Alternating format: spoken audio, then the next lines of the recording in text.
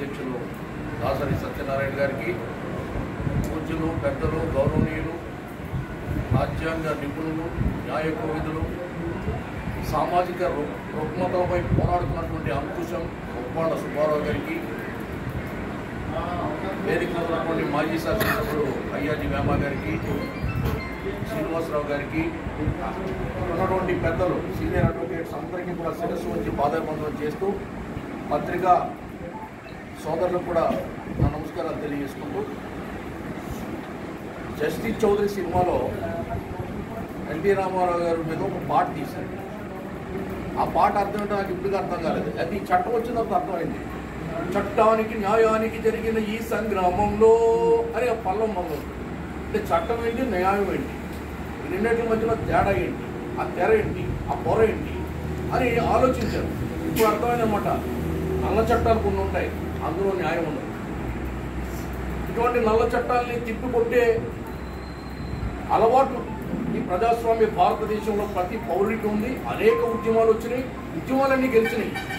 విప్లవాలు, తిరుగుబాట్లు బీగిపోయే కానీ ఉద్యమాలు గెలిచినటువంటి చరిత్ర ఓపెనర్గా ఉన్నాయి. ప్రతి ఉద్యమం కూడా గెలిచింది.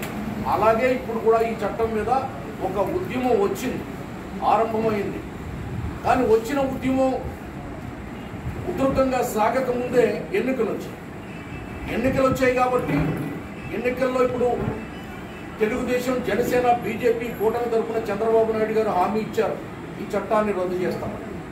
ముందుగా ఆయనకి అభినందనలు తెలియజేస్తాం. మనందరం ఇప్పుడు కూటమి విజయానికి కృషి చేయాలి. ప్రతి కోడలిలో, మన రామాయణం అడ్వకేట్ గారు చెప్పినట్టుగా, ప్రతి కోడలిలో, ప్రతి పేటలో, ప్రతి ఇంటికి వెళ్ళి, ప్రతి గడపకి వెళ్ళి కూటమికి ఓటేయమని చెప్పాలి. అసలు ఈ చట్టం 1989లో ప్రణాళికా సంఘం ప్రతిపాదన వల్ల వెలుగు చూసింది మొట్టమొదటిసారిగా భారతదేశంలో. కానీ ఈ చట్టం ఆస్ట్రేలియా లాంటి 30-40 దేశాల్లో అమల్లో ఉంది. కానీ అక్కడికి ఇక్కడికి తేడా ఉంది. కుస్తీ కడితే భార్య అవుతుంది. ఇక్కడ పట్టాదారు పాస పుస్తకం ఉంటే ఆస్తి మనదవుతుంది. మరి కుస్తీ కట్టిన భార్యని ఎరువు ఇవ్వగలుగుతామా, ఒప్పుకుంటామా? ఎవరి చేతుల్లో ఉంటే హర్షిస్తామా, నరికి పారేస్తామా? ఎన్నో కేసులు మీరు చూస్తున్నారు కోర్టులో. అలాగే పట్టాదారు పాసు పుస్తకం ఉండి ఆస్తి మీద హక్కు ఉందనే సామాజిక హక్కు, రాజ్యాంగం ఇచ్చినటువంటి హక్కు. ఆ హక్కును కూడా కాలరాజు ఈ రాష్ట్రంలో ఉన్నటువంటి వేల కోట్ల లక్షల ఎకరాల భూమిని జగన్మోహన్ రెడ్డి తాను ఇప్పుడు చుట్టుకుని పట్టుకుపోదాం అనుకుంటున్నాడు. దీన్ని తిప్పుకొట్టడానికే ఈవేళ ఈ ఎన్నికల సమయంలో ఇక్కడ ఈ రౌండ్ టేబుల్ సమావేశాన్ని ఏర్పాటు చేశారు. కాబట్టి దీని మీద మనం అంతా కూడా ఇప్పుడు ఇంకెంతో టైం లేదు. 13వ తారీఖు పోలింగ్ ఉంది. ఈవేళ పొన్నాడు వెంకట సతీష్ కుమార్ గారు మాట్లాడతారు. అక్కడ ఆయన 2 సార్లు ఎమ్మెల్యే అయ్యాడు. ఇక్కడ నా కులం అంటాడు, నా జాతి అంటాడు, మీరందరూ రెచ్చిపోమంటాడు, ఎలక్షన్లో మీ ఇష్టం ఉంటాడు చేయండి అంటాడు, చెలరైపోమంటాడు, కొట్టమంటాడు, తిట్టమంటాడు. ఏమిటిది అసలు? అతన్ని ఏంటి భాష ఏంటి?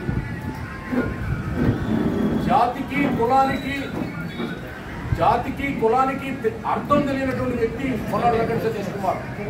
అతని అఫిడవిట్లో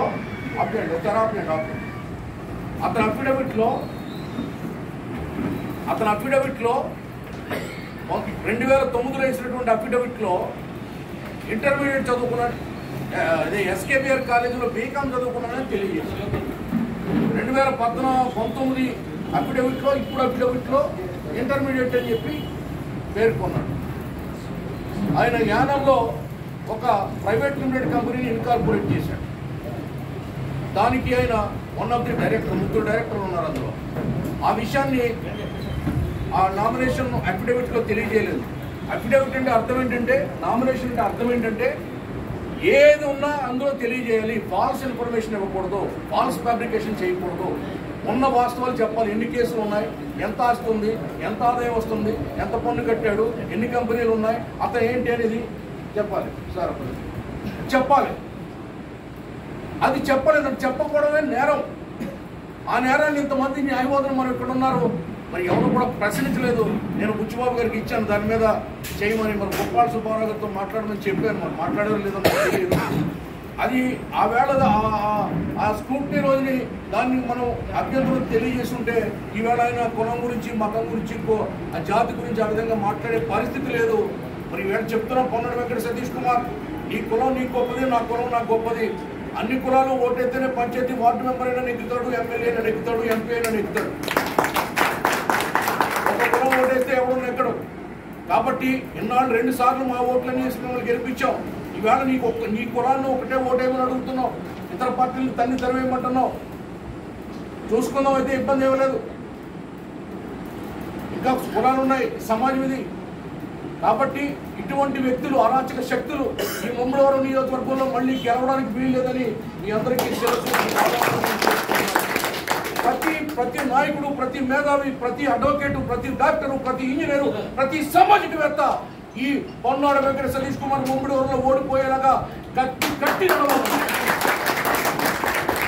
ఈ రాష్ట్రంలో జగన్మోహన్ రెడ్డి ఒకటి వేళతో పెరిగి పోరాడడానికి కూటమికి సపోర్ట్ చేయాలని, కాలకూట విషయం లాంటి ఈ ప్రభుత్వాన్ని కాలరా చేయాలని మిమ్మల్ని అందరినీ శిరస్సు నుంచి వేడుకుంటూ పెద్దలు ముప్పాడు సుబ్బారావు గారు అద్భుతంగా చెప్తారు. న్యాయ కోవిదులు ఆయన, నేను అనేక ఛానల్లో డిబేట్లో పాల్గొంటున్నాం. ఆయన దళితుల పక్షపాతి సుబ్బారావు గారు. దళితుడికి ఏ అన్యాయం జరిగినా ఆయన ముందుంటారు. అటువంటి పెద్దలు ఉన్నారు కాబట్టి ఆయన్ని మాట్లాడేది మనం ఎక్కువ మాట్లాడకూడదు. ఆయన మాట్లాడేది మనం వినాలి. కాబట్టి ఇద్దరితో సెలవు తీసుకుంటున్నా. దయచేసి అందరూ కూడా ఓటమికి ఓటేయడానికి ప్రజల్ని కార్యోన్ముఖులు చేయాలని మిమ్మల్ని అందరినీ వేడుకుంటూ, ఈ ఎన్నికల్లో గెలవకపోతే రాష్ట్రంలో ప్రజాస్వామ్యం ఉండదు, ఈ రాష్ట్రమే ఉండదు, ఏ జాతి ఏ కులం ఈ రాష్ట్రంలో ఉండదు. కాబట్టి దయచేసి ఈ దగాకోరు ప్రభుత్వాన్ని ఓడించాలని మిమ్మల్ని వేడుకుంటూ సెలవు తీసుకుంటున్నా. నమస్కారం.